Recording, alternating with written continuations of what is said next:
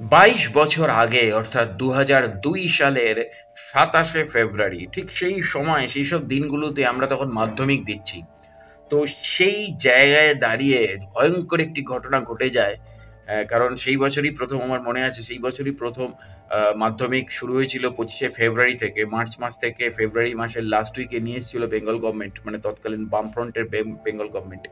তো সেই সময় আমরা মাধ্যমিক পরীক্ষা দিচ্ছি, আর সেই সময় গুজরাট দাঙ্গা শুরু হয়ে যায়। তো সেই প্রেক্ষাপটে দাঁড়িয়ে এই গুজরাট দাঙ্গা এবং গোধরা রেলের আগুন, তো এটা আমাদের কাছে খুব একটা ভাইটাল, একটা খুব মানে কি বলবো, ইনোসেন্স মাইন্ড নস্টালজিক একটা ব্যাপার আমাদের। তখন আমরা খুবই ছোট ছিলাম, আমরা কিছুই জানতাম না পৃথিবীর সম্বন্ধে বা ভারতবর্ষের এই জাতিগত ভেদাভেদ এইসব বিষয়গুলো নিয়ে অতটা আমরা ওয়াকিবহাল ছিলাম না। কিন্তু যখন আস্তে আস্তে আস্তে আস্তে ব্যাপারটা ক্রমশ গাঢ় হতে থাকলো, তখন বুঝতে পারলাম।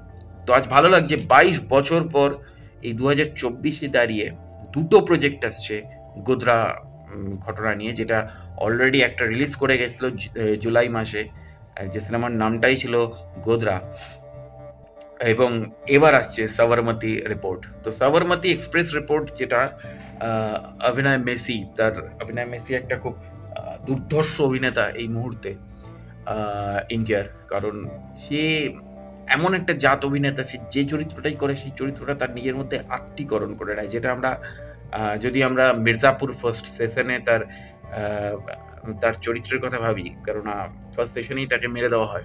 আমি জানি না তাকে সিনেমাতে ফিরিয়ে আনবে কিনা, কেননা মির্জাপুর তো আবার সিনেমা হিসেবে আসছে, সিনেমাতে তাকে ফিরিয়ে আনবে কিনা।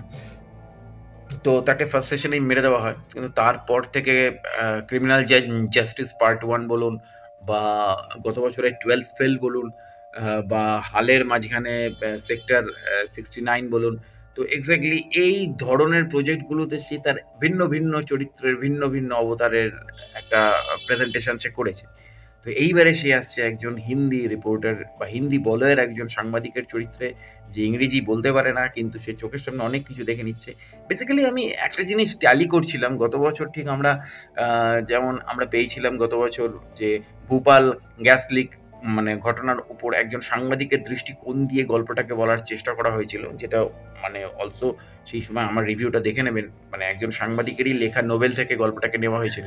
তো এখানেও ঠিক তাই, একজন সাংবাদিকের চোখের প্রেক্ষাপট থেকে গল্পটাকে বলা হচ্ছে। এবং আসলে কারা ইনভলভ ছিল, আসলে হিন্দু মুসলিম ব্যাপারটা কতটা ইনভলভ ছিল, আসলে কংগ্রেস বিজেপি ব্যাপারটা কতটা ইনভলভ ছিল, এইটা নানা রকমের তাত্ত্বিক আলোচনার বিষয় রয়েছে। নানাবতী কমিশনের রিপোর্ট রয়েছে, এবং সেই নানাবতী কমিশনের রিপোর্টের উপর ভিত্তি করে অনেক প্লট তৈরি হয়েছে।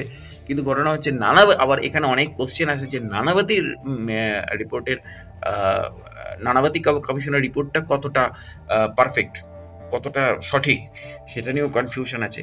কিন্তু এটা বাস্তব ছিল যে সেখানে বর্তমান দেশের শাসক দলের একটা গোষ্ঠী আহ, বর্তমান দেশের বিরোধী দলের কিছু গোষ্ঠীর সাথে হাত মিলিয়ে, এবং তার সাথে দুই ধর্মের নটোরিয়াস ক্রিমিনালদের একটা গ্রুপ, আমি দুই ধর্মের সাধারণ মানুষকে টানবো না, কারণ হত্যা হয়েছিল দুই ধর্মের সাধারণ মানুষেরই, দুই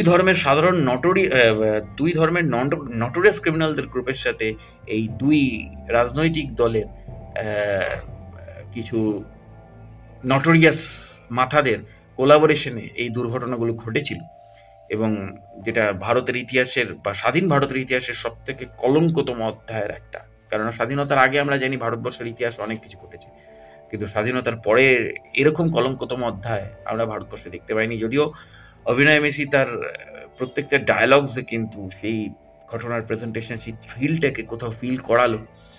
এবং তার সাথে সাথে রাশি খান্না এবং ঋদ্ধি টোগরাকে আমরা অসুর থেকে নতুন হিসাবে পেয়েছি, এবং জওয়ানে শাহরুখ খানের মানে কি বলবো, পালনকারী মাতা হিসেবে তাকে আমরা দেখেছি।